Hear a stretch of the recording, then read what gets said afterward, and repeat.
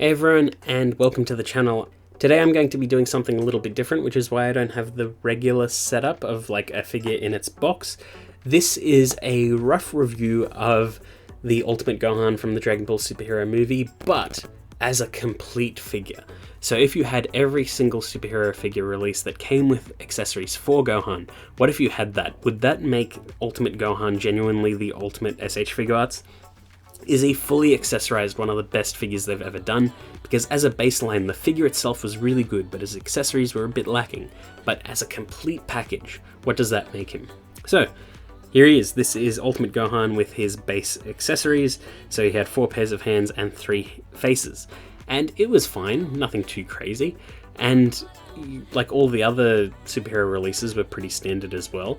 But then they started introducing new things because there's so much happened in that movie. So you had to have Super Saiyan hair, you had to have the Piccolo outfit, you had to have powered down hair, you had to have smiling faces, you had to have windswept hair, and little bits and pieces here or there. Like, it felt a little bit overkill, but in general it was fine. It's like if you're collecting the whole line, it's fine. If you didn't have Ultimate Gohan, it was kind of weird, but in general it was kind of cool having this like figure that kept getting added onto, and it's the biggest example of this figurine DLC thing that they've done.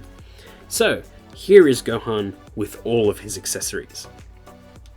So once he's fully accessorized, for the base figure you've got 4 different face plates, you've got 4 different head sculpts, you've got different face plates for one of those head sculpts, you've got the Piccolo outfit, you've got a Kamehameha, you've got different hands to hold that Kamehameha. It's an interesting little loadout and a fully accessorized Gohan. We already know you can get him into some pretty cool poses. The 3.0 sculpt is very, very cool, and they really need to introduce a Goku with that. But this Gohan was the first introduction to it, and it was really, really cool. And so with these accessories that can add just that little extra bit of dynamic flair to him, it really changes the game. Yes, there are problems with some of them, but in general it's a cool little thing to have. Like, for example, the Piccolo gi. It's soft plastic for the main torso part and a hard plastic cape, and you just pop off the head, pop it on, and you're done. And it looks cool in neutral poses, but the cape doesn't really hold its stance unless you use a stand. But it's fine. Swapping out all of these accessories is smooth and fun to do. The Super Saiyan hair sculpts are just complete color swaps of the Ultimate Gohan hair, but it's still really cool, especially since they gave you alternate faceplates for that Super Saiyan hair, and it really, really changes the figure once again. It brightens the whole thing up and changes the aesthetic completely. The Kamehameha effect part, it's one of the best Kamehameha effect parts we've had. Yes, it's a complete recolor of ones we've had previously, but the particular blue they've done here is really cool, and the little fade into clear looks beautiful on this figure. You can swap those hands onto other figures. It doesn't need to be just Gohan, and use that Kamehameha effect, which makes it super versatile in general. The just about to transform into Beast Gohan face that comes with the Beast Gohan is fine, but you know, it is what it is. It's like a cool little bonus that you got the Beast Gohan. And you don't really notice the particulars of his eyes turning just a bit red unless you're looking really, really close at it, but it's fine in general.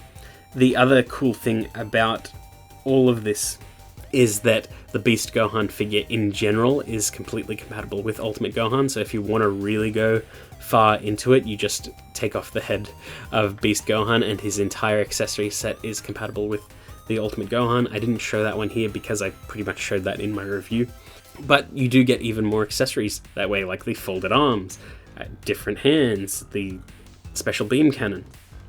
You can really go nuts on this figure, and as a fully accessorized figure, he is probably the most versatile out of any of the mainline Figuarts. It's very rare you get an effect part, it's very rare you get a cloak, it's very rare you get one alternate head sculpt, let alone 4. The different faces are fine, they're the standard little loadout, but you get a happy face with one of them, you get a cool serious face with the glasses. I heard you can remove the glasses, but I think they're glued in and I didn't really want to try it. The only thing that's annoying is some of these faces aren't compatible with different head sculpts, but in general it's perfectly fine. And once you've got everything, he is a really, really cool figure, and you can go absolutely crazy with him and make some really stupid Abomination style like accessory loadouts. You know, Piccolo's cape, Gohan smiling, blasting a Kamehameha with one hand, all battle damaged from Beast Gohan. It's just, you know, have fun with it, and the figure sort of encourages you to play with it.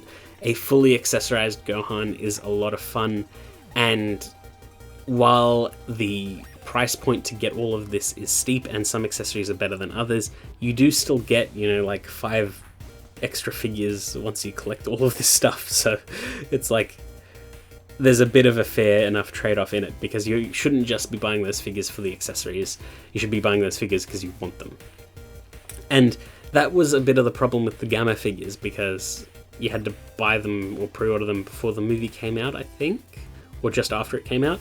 And so people didn't really care about the Gammas all that much, but they had the best accessories for Gohan at the time. But it just so happened that the Gammas were really, really good figures. So that helped. But, you know, it is what it is. It'd be cool if some of these things came with the standard Gohan, like the Kamehameha effect. It'd be nice. Or the windswept hair coming in the base set. It would have been nice. But like the Super Saiyan head, I get it. The smiling faces, the powered down faces, I get it. The Piccolo cloak, I get it. But some of these would have been nice in the baseline, and would have made the baseline figure so much cooler. So, in general, is the fully accessorized Gohan the best figure? Yeah, he's definitely one of the best ones they've ever done. He was already one of the best ones they've ever done, and if you give him all the accessories, he's cool. Is he worth it? Absolutely not. He's not worth the price point of buying all of these figures individually just to accessorize this one. Is it worth buying a lot of these figures anyway, though? Yes, of course, the Beast Gohan's great, the Orange Piccolo's great, the Gammas are a lot of fun. But you shouldn't just buy them for the accessories, is basically what I'm saying.